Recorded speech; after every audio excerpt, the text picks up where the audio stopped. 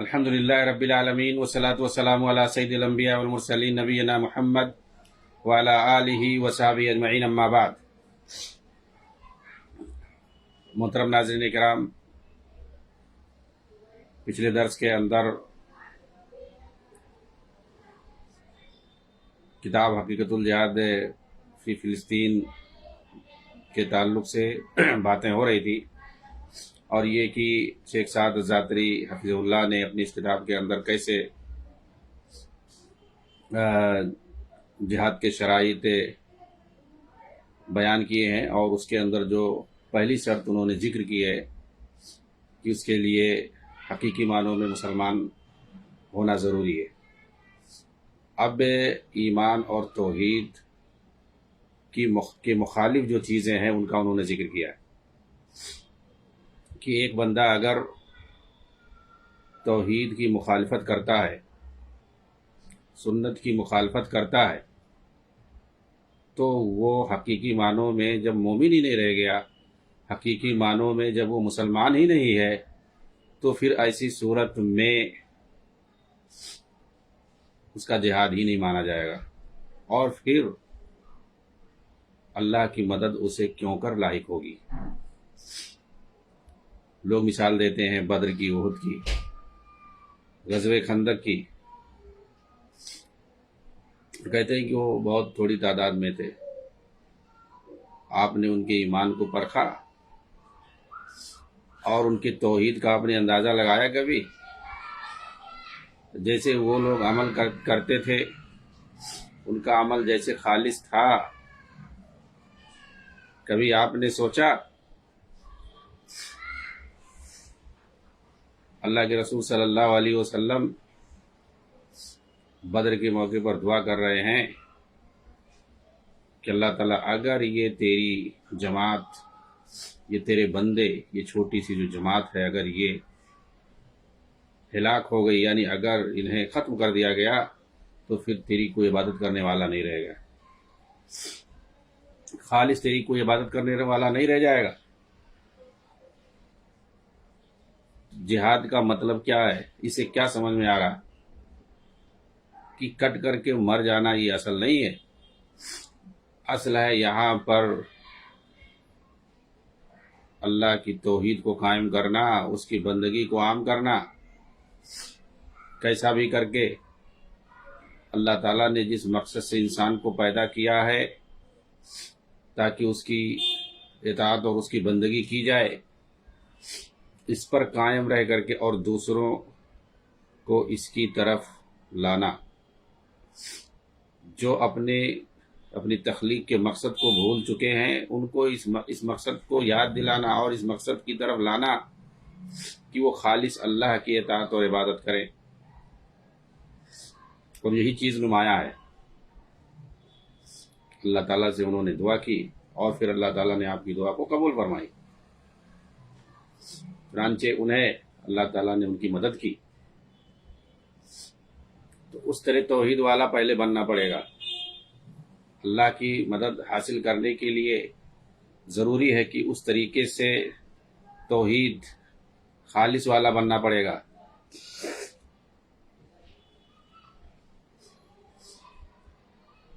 پھر اس کے بعد مدد ہوگی، ورنہ اگر ایمان کے اندر کمزوری ہے اور ساتھ میں ہر طرح کے شرک اور بدعات میں بھی آدمی مبتلا ہے، پھر سامنے والا جو ہے اللہ کا دشمن جسے آپ کہہ رہے ہو، وہ بھی کفر اور شرک میں مبتلا ہے اللہ کو چھوڑ کر کے، اور تم بھی جو ہے غیر اللہ کے پیچھے پڑے ہوئے ہو، دونوں میں فرق کیا رہ گیا؟ ایمان اور عقیدے کا بھی فرق نہیں رہ گیا، تو کم سے کم مادی طور پر ضروری ہے اس کا مقابلہ کرو۔ مادی اعتبار سے بھی کسی وقات میں نہیں ہو، کسی حیثیت میں نہیں ہو، تو کہاں سے جو ہے جیتنے کی بات کرتے ہو، لڑائی کرنے کی بات کرتے ہو؟ آج ضرورت ہے، آج جو ہے لڑائی اور جنگ کیسے ہوتی ہے؟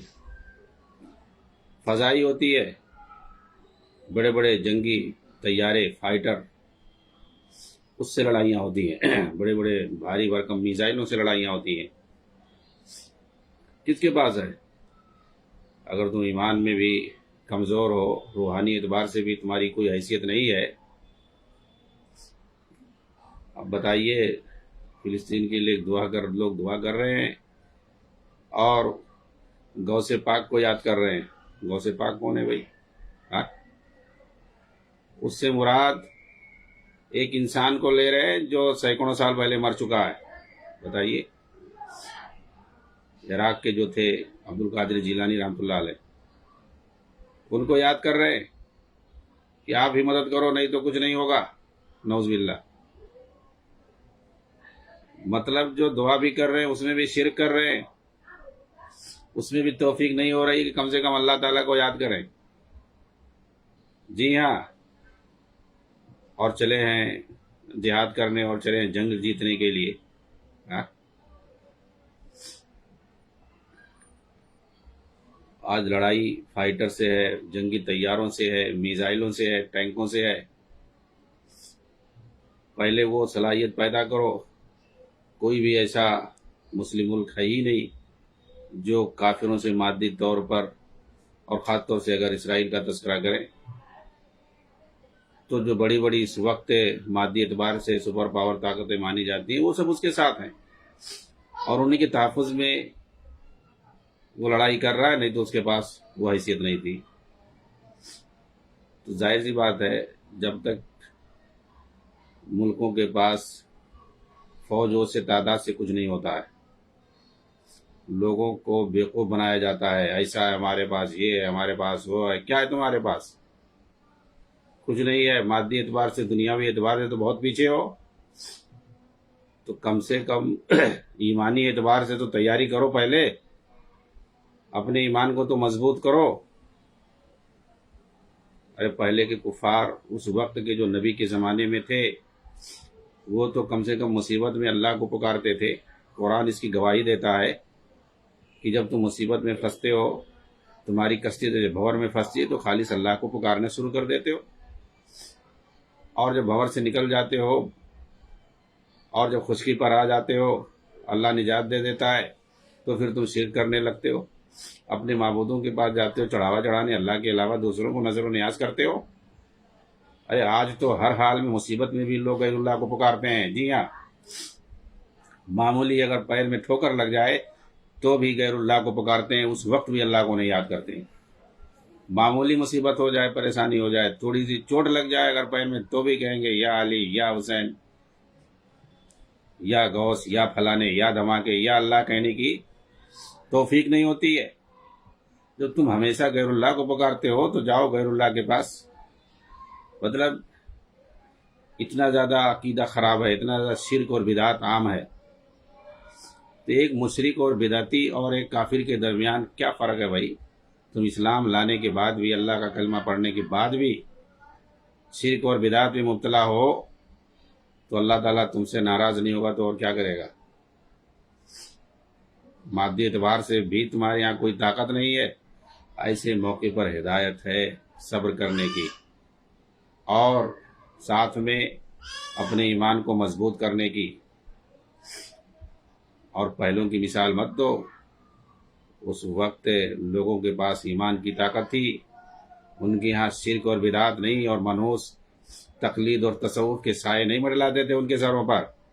وہ اپنے ایمان اور عقیدے کو جو ہے اسے غیر اللہ کے نام پہ نہیں بیچتے تھے، گروی نہیں رکھ دیتے تھے کسی کے ہاتھ میں اپنی عقل و کھوپڑی کو کہ وہی جو کریں گے، وہی جو کہیں گے وہی کریں گے۔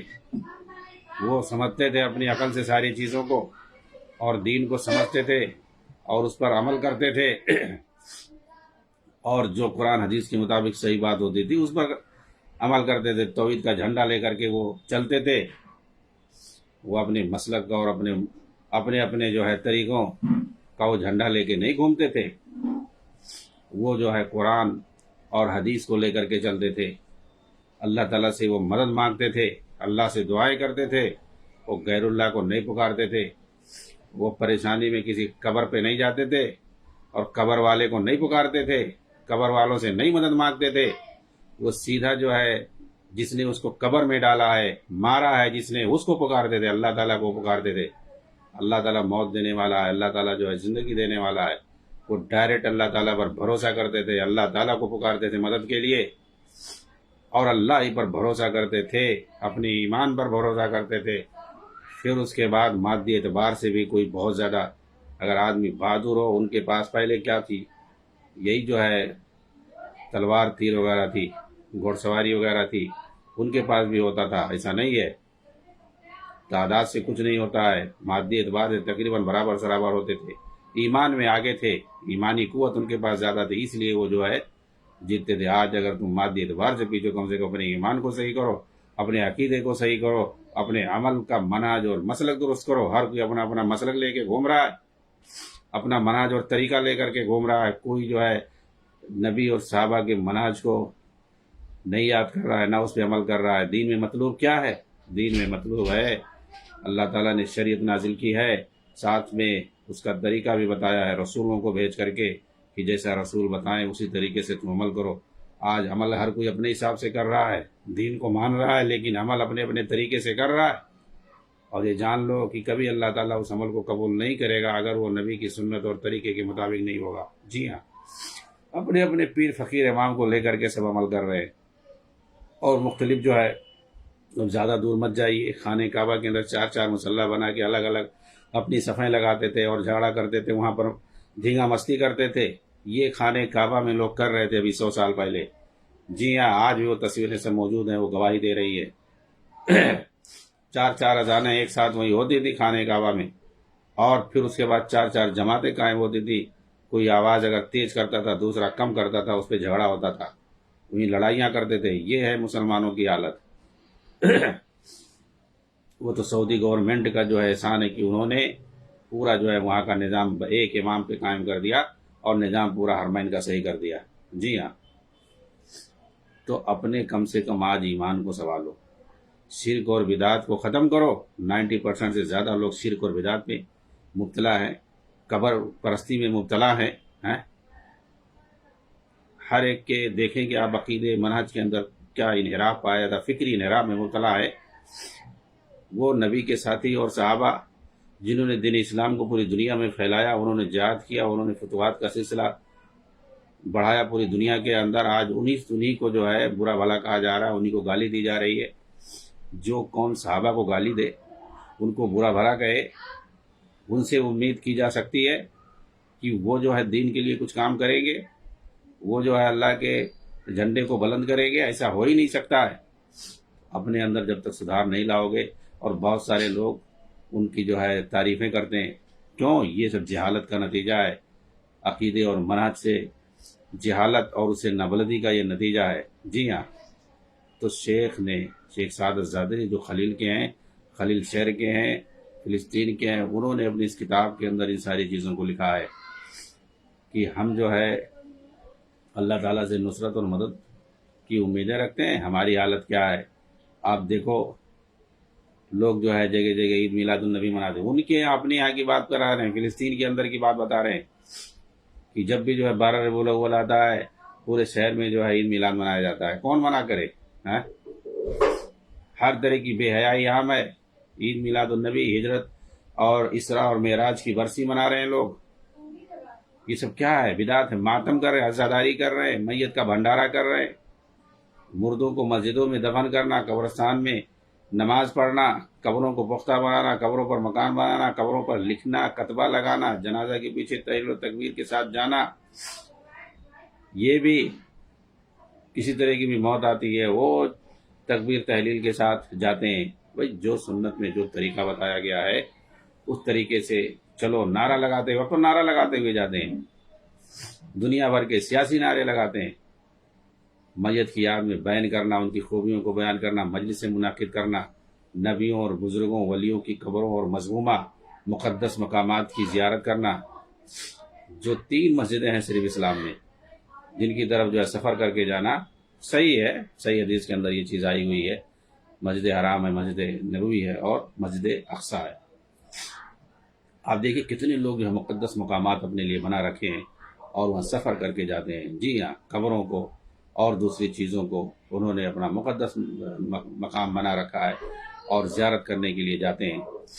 مردوں پر سورہ یاسین پڑھنا، اذان سے پہلے یا بعد میں اذان کی دعا کے علاوہ ذکر و اذکار یا قرآن پڑھنا، یہ ساری چیزیں کہاں بدعت ہیں، وہ ہو رہی ہیں سب ہمارے یہاں۔ نبی اکرم صلی اللہ علیہ وسلم کے جاہ و مقام کا وسیلہ مانگنا کثرت سے وہاں ہو رہی ہیں۔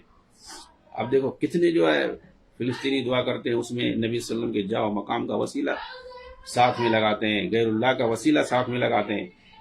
مساجد کو مزین کرنا، انہیں آرائش کرنا، نماز کے اندر زبان سے نیت کرنا، نماز کے بعد ہاتھ اٹھا کر اجتماعی دعا کرنا، خطبہ جمعہ سے پہلے بیان دینا، یہ سب تقلیدیوں کی یہاں یہ تو پوری دنیا میں رائج ہے۔ جی ہاں، گیتوں گانوں کو اسلامی گیت کہنا، گانا کو بھی اب اسلامی گانا لوگ کہہ رہے ہیں۔ کیا اسلامی یعنی جو چیز حرام ہے، فضول ہے، جو انحراف اور حرمت پر جو چیز مبنی ہے، جو چیز حرام ہے سیدھا، اس کے ساتھ آج کل اسلامی لگا رہے ہیں۔ یہی سب تحریکی اخوانیوں نے ان لوگوں نے تو جو مطلب یہ کہ جمہوریت جو یورپ کی بدترین جمہوریت ہے، انہوں نے جو ہے سیاست کے نام پر مسلمانوں کو جھنجھنا پہنا دیا ہے، جس کو لوگ جمہوریت کہتے ہیں، اس کے ساتھ بھی اسلام آئے، اس کو بھی اسلام آئے یہ لوگ کر کے پیش کرتے ہیں اسلامی جمہوریہ۔ ارے کون سی اسلامی جمہوریہ ہوتا ہے؟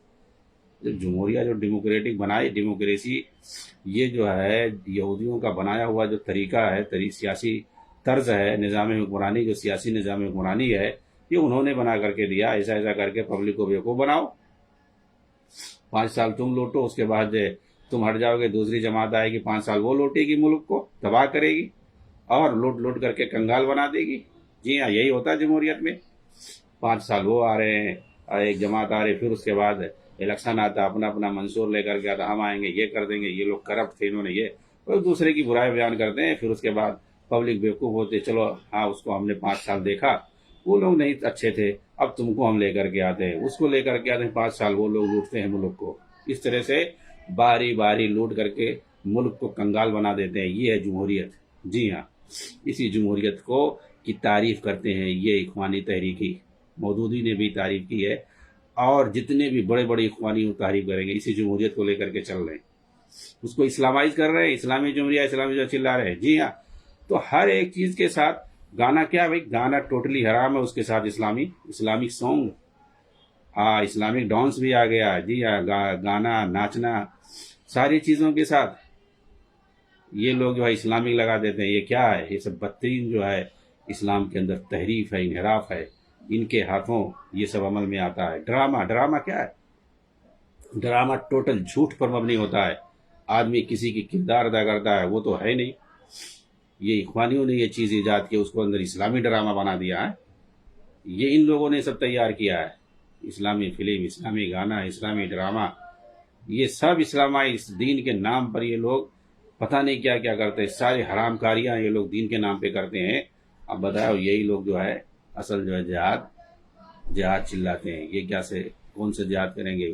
جسے جہاد کرتے ہیں ان سے تعلقات ہوتے ہیں، انہی کے خلاف جسے بولتے ہیں انہی سے ان کے تعلقات ہوتے ہیں، اپنے جو ہے اولاد کو انہی کے پاس یہ بھیجتے ہیں تعلیم حاصل کرنے کے لیے، انہی کے پاس نوکری کرنے کے لیے بھیجتے ہیں، انہی سے جہاد کرنے کی بات کرتے ہیں، اپنا عائش کرتے ہیں، دوسرے کے بچوں کو کٹواتے ہیں، ان کا یہی کام ہے، زندگی بھر یہی کام ہے، فتنہ اور فساد مچانا ہے۔ جی ہاں، ساری خرابیاں انہوں نے پیدا کی ہیں، ہر چیز کے ساتھ اسلامی کر دیتے ہیں، اسلامی کرن بولتے ہیں، ہر چیز، کوئی بھی چیز ہو، حرام ہو، غلط ہو، اس کو اسلامائز کر دو، صحیح ہو جائے گا۔ ڈرامہ جو کہ جھوٹ پر مبنی ہوتا ہے، ٹوٹل جو ہے جھوٹ کی، کون جو ہے خالد بن ولید کی نمائندگی کر رہا ہے؟ یہ کیا ہے؟ کہتے ہیں کہ یہ پورا ٹوٹل جھوٹ پر مبنی ہوتا ہے۔ جھوٹ کسے کہتے ہیں؟ اب وہ آدمی ہے ہی نہیں، تم وہ بنا کے پیش کر رہے ہو۔ ہوتا تو یہ ہے کہ ہم کسی کے بارے میں نقل کریں، قول نقل کر سکتے ہیں نا، کہ جو ہے فلاں نے یہ بات کہی ہے، فلاں نے ایسا کہا ہے، فلاں ایسا تھے، لیکن تم جو خود کسی کا روپ دھار لو، یہ کیا ہے؟ ٹوٹل یہ جھوٹ ہے، فراڈ ہے۔ کسی کا روپ دھار کر کے تم آ جاؤ کسی کے سامنے، تم خالد بن ولید بن کر کے کسی کے سامنے آ جاؤ، صلاح الدین ایوب بن کر کے آ جاؤ، اور ان کی آواز، یہ سب کیا ہے؟ یہ سب جھوٹ ہے، فراڈ ہے یہ سب۔ تو ڈرامہ جو ہوتا ہے وہ سچائی ہی کیوں نہ ہو، وہ اصل فراڈ اور جھوٹ پر مبنی ہوتا ہے، اسی لیے ڈرامہ صحیح نہیں ہے۔ اور یہ سب ڈرامہ انہی لوگوں نے ایجاد کیا ہے، اسلامی ڈرامہ بول کر کے، ورنہ کبھی یہ پہلے نہیں پایا جاتا تھا مسلمانوں کے اندر۔ تو انہوں نے ساری بدعت، کتنی بدعتوں کا تذکرہ کیا انہوں نے، ماہ رمضان اور حجاج کرام کا گھروں اور درختوں کو سجا کر استقبال کرنا، تنظیموں اور جماعتوں کو بنانا بھی انہوں نے بدعت قرار دیا ہے، کہ وہ چیزیں ہمارے یہاں پائی جاتی ہیں۔ جی ہاں، تو یہ ساری چیزیں جو سماج کے اندر ہیں، اس کو ختم نہیں پہلے کرو گے تو کہاں سے سچے اور پکے مسلمان بنو گے، اور کہاں سے اللہ کی مدد آئے گی تمہارے پاس؟ اللہ آزمائے گا نہیں، دشمنوں کو مسلط نہیں کرے گا اور ظالموں کو مسلط نہیں کرے گا تو اور کرے گا کیا؟ ظالم حکمرانوں کو مسلط کرنا یہ بھی جو ہے آزمائش اور سزا کی ایک صورت ہے، ایک شکل ہے، کہ جب دیکھتا ہے کہ بندے جو ہے گمراہیوں کا شکار ہیں، شرک اور بدعات میں مبتلا ہیں، ہمارے در کو چھوڑ کے غیر اللہ کے دروں پہ جا رہے، تو بہت ساری آزمائشوں میں مبتلا کرتا ہے، اس میں سے یہ بھی ہے، ظالم حکمرانوں کو بھی، کافر حکمرانوں کو بھی مسلط کر دیتا ہے، اور اس کے بعد جو ہے عذاب سے دوچار کرتا ہے۔ یہ آگے کچھ ہے، اور شرک اور بدعات کے علاوہ بھی سماجی طور پر مسلمانوں کے اندر جو خامیاں ہیں، جو خرابیاں ہیں، جو جرائم پائے جا رہے ہیں، اس کا بھی تذکرہ کر رہے ہیں کہ شرک اور بدعات تو ہے ہی ہیں سب سے بڑے گناہ جو ہمارے یہاں پائے جاتے ہیں۔ ہم لوگ صحیح سے جو ہے توحید اور سنت پر قائم نہیں ہیں، اللہ اور اس کے رسول صلی اللہ علیہ وسلم کے بتائے ہوئے طریقے اور صحابہ نے جو نبی کے طریقوں کو پوری دنیا میں عام کیا، اس سے ہم کوسوں دور ہیں، ہٹے ہوئے ہیں، دین پہ تو صحیح سے قائم نہیں ہے، عقیدہ اور منہج اپنا درست نہیں ہے، اس کے علاوہ بھی جو سماجی اور اخلاقی خوبیاں ہوتی ہیں وہ بھی ہمارے اندر نہیں ہیں، وہ بھی سب ناپید ہیں۔ تو کیا ہے ہمارے اندر؟ انسانی صفات جو ہونے چاہیے، جو اخلاق ہونا چاہیے، سماجی طور پر جو لوگوں کے ساتھ جو ہمدردیاں ہونا چاہیے، انسانی طور پر، معاشرتی طور پر، اس سے بھی محروم ہے۔ تو یہ سب اپنے اندر سدھارنے کی ضرورت ہے۔ سلف کیا ہوتا تھا، وہ جب کوئی چیز دیکھتے تھے، مصیبت اور پریشانی کو اپنے اوپر دیکھتے تھے، وہ اپنے اعمال کا محاسبہ کرتے تھے، اپنے عقیدے اور عمل کا محاسبہ کرتے تھے کہ ہمارے عقیدے میں کچھ خامی ہے، ہمارے اندر، ہمارے عمل کے اندر کچھ بگاڑ ہے، ہم سے کچھ گناہ سرزد ہوئے ہوں گے، ہمارے اخلاق میں کچھ برائی پائی گئی ہوگی، ہم نے کچھ غلط کیا ہوگا، تبھی یہ ہمارے اوپر پریشانی آئی ہے۔ ایک تابعی کے تعارف سے آتا ہے کہ ان کی شان میں کسی نے گستاخی کی، وہ فوراً جو ہے اس جگہ سے اٹھ کر کے چلے گئے اور جا کر کے انہوں نے نماز پڑھی، اور اس کے بعد اللہ رب العالمین سے استغفار کرنے لگے۔ کسی نے پوچھا کہ آپ نے اس کا کوئی جواب نہیں دیا، تو کہا کہ ہم اس کا کیا جواب دیتے، ہماری شان میں گستاخی کیسے کر دیا، یہ کر ہی نہیں سکتا تھا، ہم سے جو ہے کچھ غلطی ہوئی ہے، ہم اللہ رب العالمین سے استغفار کر دیں، توبہ کر دیں، ہو سکتا ہے اللہ رب العالمین ہمیں معاف کر دے۔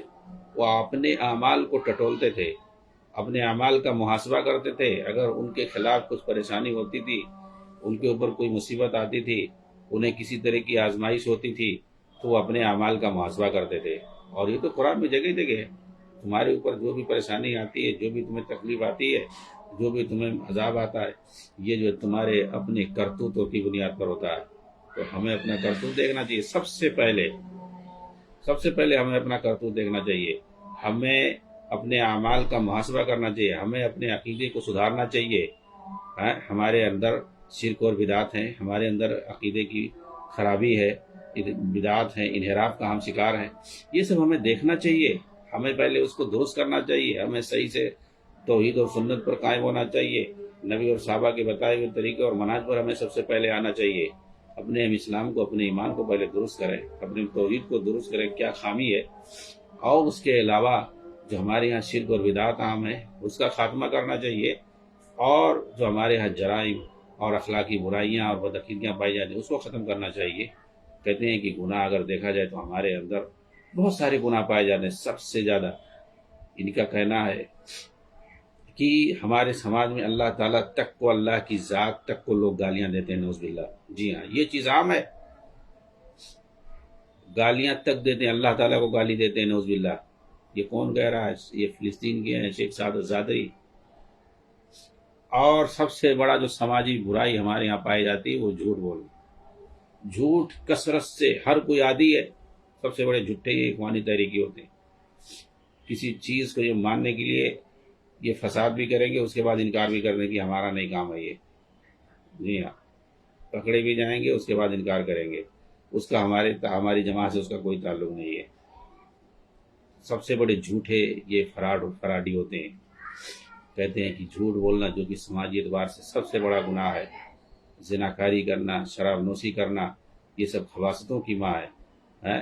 بڑے بڑے گناہ کبیرہ ہے، وہ سب ہمارے مسلمان سماج کے اندر پائے جاتے ہیں، کثرت سے پائے جاتے ہیں. یہ سب جھوٹ ہے، شراب ہے، زناکاری ہے، یہ ساری چیزیں. بتائیے یہ ساری برائیاں جس قوم کے اندر رائج ہوگی تو اللہ تعالیٰ جو اس کو تو بڑے بڑے عذاب مسلط کرتا ہے بھائی دنیا کے اندر. یہ ساری چیزیں پائی جاتی ہیں. چوری کرنا، ناحق قتل کرنا، یہ سب کہہ رہے ہیں کہ ہمارے یہاں پائے جاتے ہیں. چنانچہ انسان کسی کے ذریعے سے بھی اگر وہ دوسرے کو سپاری دے کے قتل کرواتا، ساری چیزیں. سود کھانا، کیا نہیں کہہ رہے ہیں کہ پائی جاتی ہیں. پاک باز عورتوں پہ تہمت لگانا، زکوٰۃ کو نہ دینا، کپڑے کو ٹخنے سے نیچے رکھنا، کسی کو دے کے کسی کے ساتھ احسان کر کے اس کو جتانا، جھوٹ بول کر سامان بیچنا، تصویریں بنوانا، والدین کی نافرمانی کرنا، مردوں کی مشابہت اختیار کرنا، یہ سارے گناہ ایسے ہیں جو ہمارے مسلم سماج کے اندر پائے جاتے ہیں. اور یہ سب ایسے گناہ ہیں کہ اللہ تعالیٰ نے فرمایا ہے کہ قیامت کے دن اس کو رحمت کی نگاہ سے نہیں دیکھے گا، لیکن وہ سب کام ہو رہا ہے. وہاں نہیں رحمت کی نگاہ سے دیکھے گا، یہاں تمہاری مدد کرے گا اللہ تعالیٰ. اسی طرح پڑوسی کو تکلیف دینا، سگریٹ تمباکو نوشی کے ذریعے خود کو نقصان پہنچانا، دوسروں کو نقصان پہنچانا، سب کیا ہے؟ ظلم و زیادتی کرنا، حسد کرنا، غیبت، چغلی، صحابہ کو گالی دینا، ان پر طعن و تشنیع کرنا، کتنا بڑا گناہ ہے کبیرہ. بعض دفعہ تو آدمی اس کی وجہ سے کفر کا شکار ہو جاتا ہے. لیکن یہ ساری چیزیں عام ہیں. شیعہ روافض تو دیتی ہیں صحابہ کو دھڑلے گالی، صحابہ کو گالی دینا، برا بھلا کہنا، وہ عبادت میں ان کے یہاں شامل ہے.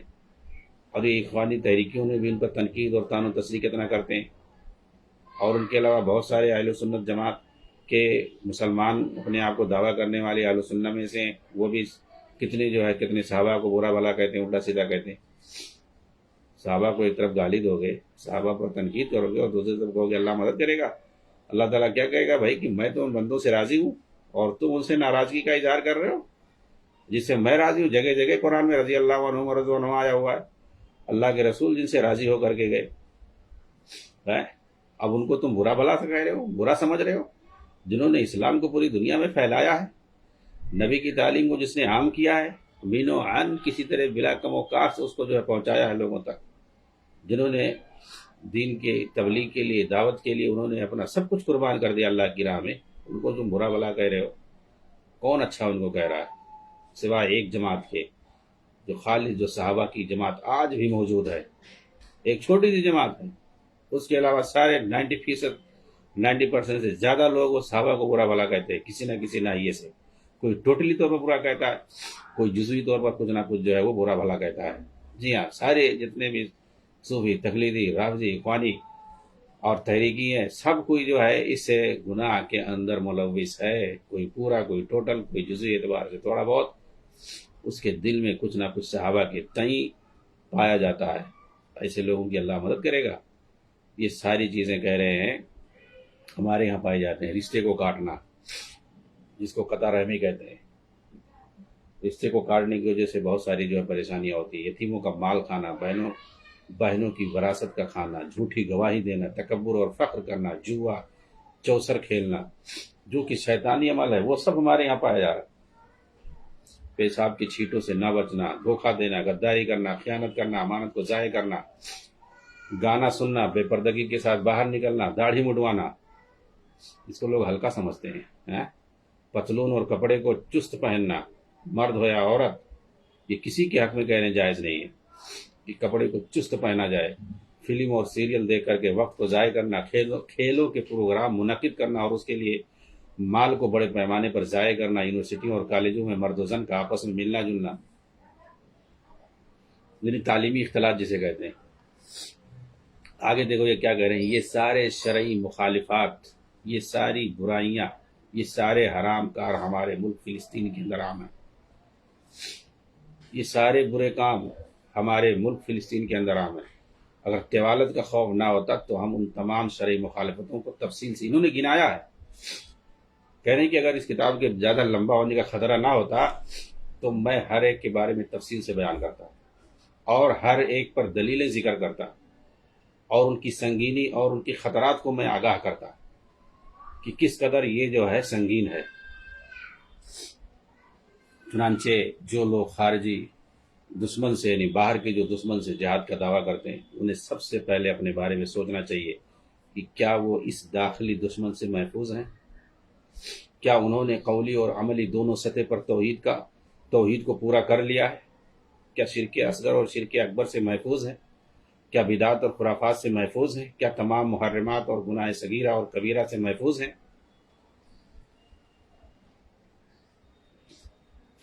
اگر کہتے ہیں کہ ہاں میں نے ان میں سے اکثر سے جہاد کیا ہے یعنی بچنے کی کوشش کی ہے اور ان سے بچنے کی کوشش کر رہے ہیں تو انہیں معلوم ہونا چاہیے کہ یہ اسی وقت ہو سکتا ہے جب وہ علماء ربانیین کے ہاتھوں علم شرعی کو حاصل کریں اور یہ کہے کہ میں اپنی طاقت بھر اللہ سے ڈرتا ہوں، اگر گناہ سرزد ہو جاتا ہے تو اس پر توبہ اور استغفار بھی کرتا ہوں اور میں جہاد کے لیے تیار ہوں۔ تو ہم اس سے کہیں گے کہ ٹھیک ہے، مگر نبی اکرم صلی اللہ علیہ وسلم اور آپ کے صحابہ زیادہ متقی اور پرہیزگار تھے، ان کے پاس تمہارے مقابلے میں دینی غیرت زیادہ تھی، اس کے باوجود بھی انہوں نے مکہ کے اندر ابتدائی مراحل میں جہاد نہیں کیا، یعنی قتال جو کہ جہاد کا آخری مرحلہ ہے، بلکہ وہ جہاد کے پہلے مرحلہ جسے جہاد النفس کہتے ہیں اسے پورا کرنے کے بعد دوسرے مرحلے کی طرف منتقل ہوئے تھے۔ پہلے انہوں نے جہاد النفس کو پورا کیا تھا، پھر اس کے بعد دوسرے مرحلے کی طرف منتقل ہوئے تھے، اور وہ دین حق کو پھیلانا اور اسے عام کرنا ہے۔ دین حق کو پھیلانا اسے عام کرنا ہے کہ جسے آپ سیکھیں اور پھر اس پر عمل کریں اور پھر اسے لوگوں کے درمیان عام کریں۔ اس دوسرے مرحلے کو دعوت دین اور اشاعت علم کا جہاد کہتے ہیں۔ یہ لوگ کہیں گے کہ مجاہد کو کوئی عالم فتویٰ نہیں دے سکتا ہے، وہ اپنے حساب سے، ارے کون سا مجاہد کے اندر عالم بھی ہو سکتے ہیں، جاہل بھی ہو سکتے ہیں، اور زیادہ تر جہلا ہی ہوتے ہیں، عوام ہوتے ہیں۔ جہاد کرنے کے لیے کیا شرط ہے؟ اس کے اندر زیادہ جو بڑی شرط وہ یہ کہ اس لائق ہو، لڑنے کے لائق ہو، بس لڑنے کے لائق ہو، بس کافی ہے۔ وہ جسمانی اعتبار سے پرفیکٹ ہو، فزیکلی فٹ ہو، وہ اس کے اندر بہادری ہو، لڑائی کا جذبہ ہو، بس یہی کافی ہے۔ اس کے اندر کا علم کی شرط ہے کہ آدمی عالم و فاضل ہو، کیسا ہو، عقیدے، اس میں یہ سب نہیں دیکھا جاتا۔ عالم اور فاضل ہونا نہیں دیکھا جاتا ہے، فتویٰ ایک عالم ہی دے گا، وہی بتائے گا کہ تم جہاد کے لائق ہو۔ تم کو جہاد میں جانے کی اجازت کون دے گا؟ کون دیکھے گا کہ تم اس کے لائق ہو؟ نہیں، ایک عالم ہی بتائے گا، ایک مفتی یہ بتائے گا، جو دین کتاب و سنت کا جو ماہر ہو وہی بتائے گا۔ آج یہ خارجی لوگ بولتے کہ ارے مجاہدوں کو فتویٰ کوئی عالم نہیں دے گا، یہ لوگ اپنا جو ہے حیض و نفاس کے بارے میں فتویٰ دیں، وہ لوگ جہاد کر رہے ہیں۔ مطلب ایسا جو ہے یہ لوگ جھوٹ اور فراڈ اور پروپیگنڈا میں لوگوں کو بیوقوف بنا رہے ہیں۔ پوری مسلم دنیا کو، پوری مسلم قوم کو میڈیا کے ذریعے سے اور ہر ذریعے سے یہ لوگوں کو فراڈ میں مبتلا کر رہے ہیں۔ تم کو کون کہے گا جہاد میں جاؤ گے؟ تم وہاں کیسے پہنچے؟ کس نے کہا؟ کہاں تم لڑ رہے ہو؟ کون ہے سامنے؟ کہاں ہے؟ یہ سب بتائے گا کون؟ ایک عالم ہی بتائے گا، جو کتاب و سنت کا ماہر ہے وہ بتائے گا۔ اس کے اندر صرف جو ہے فزیکلی فٹ ایک آدمی، جسے آدمی کام کے لیے کہیں باہر جاتا ہے تو پہلے چیکنگ ہوتی ہے کہ یہ ٹھیک ہے یا نہیں ٹھیک ہے جسمانی طور پر، ایسے ہی اس میں دیکھا جاتا ہے، بس اس کے اندر عالم فاضل ہونا نہیں۔ وہاں جانے کے لیے دیکھتا بھی ہے، جانچ بھی کون کرے گا؟ وہ ایک عالم اور فاضل کرے گا، وہی بتائے گا کہ یہ ہے جہاد کے لائق یا نہیں ہے۔ تب آدمی جائے گا اور کہتے ہو کہ جو ہے ان کو کوئی فتویٰ نہیں دے گا، ان کا کسی عالم کا فتویٰ ان کے حق میں نہیں مانے جائے گا۔ یہ سب پورا فراڈ ہے، یہ سب خارجیوں کی سوچ ہے یہ۔ جی ہاں، انہوں نے یہ سارے چیزیں ایجاد کی ہیں، اپنے اپنے اصول گڑھے ہیں الٹے سیدھے۔ خارجی اصول میں سے ایک یہ بھی ہے، جسے اور بہت سارے ہیں۔ خود کش حملے کا جو انہوں نے فتویٰ دے دیا، بس خلاص اب دے دیا انہوں نے، اب عمل کرو۔ ان کے جو اپنے کچھ اپنے جو ان کے فتنہ پرور اسکالر ہیں، وہ جو فتویٰ دیں گے صرف اسی کو مانیں گے، بس۔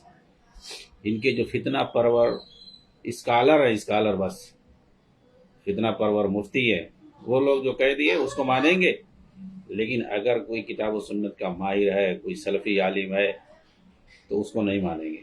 ہاں، اس پر طرح طرح کے طنز کسیں گے، تان و تشنیع کریں گے، اس کو برا بھلا کہیں گے، اس کو برے برے القاب سے نوازیں گے، لیکن ان کا فتنہ پرور اگر اسکالر ہے، کوئی اپنے آپ کو مفکر کہہ رہا ہے، وہ الٹا سیدھا فتویٰ ان کے حق میں دے دے تو اس کو سب سے بڑا علامہ بنا کر کے پیش کریں گے۔ خود سے حملہ کرنے کی اجازت دے دے تو وہی سب سے بڑا مفتی ہے ان کے یہاں۔ جی ہاں، جو دوسروں کے بچوں کو کٹوانے کا فتویٰ دیتے ہیں، اپنے بچوں کو یورپ اور امریکہ بھیجتے ہیں۔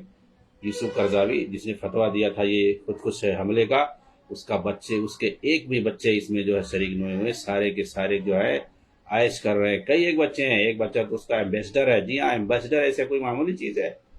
ایک ملک سے دوسرے ملک میں ایمبیسڈر بن کر کے جانا۔ یوسف قرضاوی کی بات میں کر رہا ہوں۔ جی ہاں، جس کو جو ہے مفتی ناٹو کہتے ہیں، ناٹو صلیبی، ناٹو فوج کا مفتی کہتے ہیں، جو فتنہ پرور مفتی کے نام سے عربوں میں مشہور ہے، اور جس نے صاف صاف ٹی وی پر کہا تھا کہ ہاں جا کر کے اس کو مارو، معمر قذافی کو، اس کے خون کا بدلہ میں جو اللہ تعالیٰ سے حساب کر لوں گا۔ اس کو سڑکوں پر مارا گیا تھا۔ آج وہی لوگ خود اس کو کہہ رہے ہیں کہ وہ اگر نہیں ہوتا، وہ اگر ہوتا تو آج ایسا نہیں ہوتا۔ ہاں، آج اس کو ایسا لگ رہا ہے کہ وہ لوگ پوچھ رہے ہیں، اور فتویٰ کون دیا تھا اس کو مارنے کا؟ اس کے ملک پر کس نے حملہ کر کے پورا تباہ کیا ہے؟ نیچے زمین پہ کون تھا؟ یہی سارے اخوانی تھے، اس کو گھسیٹ کر کے مارے تھے۔ اور اوپر سے جو ہے صلیبی فوج، یورپ کی جو 28 ملکوں کی فوج ہے جس کو ناٹو کہتے ہیں، اوپر سے فضائی طور پر ان کی مدد کر رہی تھی۔ بھائی تم اخوانیوں کی مدد جو ہے یورپ کی صلیبی ناٹو فوج کرے، یہ سمجھ میں آنے والی بات ہے؟ کیوں تمہاری مدد کرتی ہے وہ؟ کیوں مدد کیا؟ پھر جس پر یوسف قرضاوی نے شکریہ ادا کیا، امریکہ کا شکریہ ادا کیا، ناٹو فوج کا شکریہ ادا کیا۔ جی ہاں، کیوں مدد کر رہے تھے بھائی؟ لیبیا کو تباہ کرنے میں اخوانیوں کا استعمال کیا گیا، اور اوپر سے ناٹو فوج جو ان کا ساتھ دے رہی ہے، اور اس کے بعد پھر ہلیری کلنٹن اور یہ اوباما، ان کے جو خالہ اور ان کا جو ماما ہے، وہ آ کر کے ان کا پیٹ تھپتھپاتا ہے مصر کے اندر، لیبیا کے اندر، اور یہ لوگ نعرے تکبیر سے جو ہے اس کا استقبال کرتے ہیں ایئرپورٹ پہ۔ یہ سب فتنہ پرور ہیں۔ وہی لوگ ان کے جو ہے محبوب ہیں۔ یہ یورپ اور امریکہ میں جا کر کے عیش کرتے ہیں، اپنے بچوں کو تعلیم دلاتے ہیں، اور ایمبیسڈر بنواتے ہیں، بڑے بڑے اونچے اونچے پوسٹوں پر فائز کرتے ہیں، اور انہی کو گالی دیتے ہیں آ کر کے مسلمانوں کے بیچ میں۔ انہی یورپ امریکہ والوں کو گالی دیتے ہیں، اور اندر سے یہ لوگ ملے ہوتے ہیں، اپنے بچوں کو وہاں بھیجتے ہیں، سیٹلمنٹ کر دیے۔ محمد مرسی، اس کی یہ خود جو ہے اور اس کی ساری اولاد امریکہ میں زندگی بھر رہی، اور وہاں کا نیشنلٹی حاصل کیا، اور یہاں آ کر کے شہید ہو گیا۔ ہاں، سب سے بڑا جو امام ہے، شہید ہے وہ، وہی تو ایک تھا اچھا آدمی، اور سب جو ہے خراب ہے۔ جو زندگی بھر اپنے ملک کی خدمت کرے وہ ان کے یہاں امریکہ کا جاسوس، امریکہ کا پٹھو ہے، اور جو زندگی بھر امریکہ میں رہے، اس کی خدمت کرے، اس کی جو ہے نوکری کرے، اسی کا خادم اور نوکر بن کر کے رہے، اور زندگی سے کچھ پلا کر کے پہلے اس کو لانچ کیا جائے، اور ملک کا جو ہے اس کو جو ہے حاکم بنا دیا جائے، تو وہ بہت بڑا جو ہے امام ہو گیا، شہید ہو گیا۔ جو زندگی بھر امریکہ کی غلامی کرے، اپنے بچوں کو اس کا نیشنلٹی دے، اور فخر سے کہے کہ ہمارے سارے بچے وہاں کی نیشنلٹی لے چکے ہیں۔ جی ہاں، ان کا یہی ہوتا ہے، جو امریکہ میں رہے اور وہیں سے مسلمانوں کے خلاف سازشیں کرے، ان کی یہی سب چالیں ہیں۔ یہ سب کوئی میڈیا میں بیان کرتا ہی نہیں ہے، پبلک کو کچھ معلوم ہی نہیں ہوتا ہے۔ بہت سارے لوگ تو ان کو صحابہ کی طرح سمجھتے ہیں، ایسا اور ویسا ان کو سب جیسا دکھایا جاتا ہے، جیسا بیان کیا جاتا ہے، ویسے ہی میڈیا میں بیان کیا جاتا ہے، سب لوگ سمجھتے ہیں۔ تو حقائق کو سمجھنا ضروری ہے، کیونکہ جو چیزیں بظاہر دکھائی جاتی ہیں وہ حقیقت میں ہوتی نہیں ہیں، اور خاص طور سے فتنے کے دور میں لڑائیوں کو لے کر کے یہ تو بالکل برعکس اور الٹا ہی ہوتا ہے۔ جس کو جیسا بتایا جاتا ہے حقیقت میں ویسا ہوتا نہیں ہے۔ وہ سب بعد میں نتائج کے بعد سب پتہ چلتا ہے کہ کون صحیح تھا اور کون غلط تھا۔ آج ہمیں ضرورت ہے کہ ہم توحید اور سنت کو مضبوطی سے تھامیں، ہمارے اندر جو شرک اور بدعات کو لے کر کے گمراہیاں ہیں اس کو ختم کریں، اور اسی طریقے سے جو اخلاقی اور سماجی برائیاں ہیں اس کو بھی ہم ختم کریں، اور علماء ربانیین سے، کتاب و سنت کے ماہرین سے ہم جڑ کر کے رہیں، تب جو ہے بھلا ہوگا، اور ہم صحیح دین پر قائم ہو سکیں گے، کم سے کم جو اپنے ایمان کو اور اپنے دین کو مضبوط کر سکیں گے، تاکہ ہم صحیح سے کم مسلمان اور مومن بن جائے۔ اللہ رب العالمین ہمیں یاد کرے اور ہماری مدد کرے۔ ورنہ نام نہاد مسلمانوں سے کچھ ہونے والا نہیں ہے۔ اللہ تعالی ہم سب کو ایمان پر قائم رکھ، آمین۔ والسلام علیکم ورحمۃ اللہ وبرکاتہ۔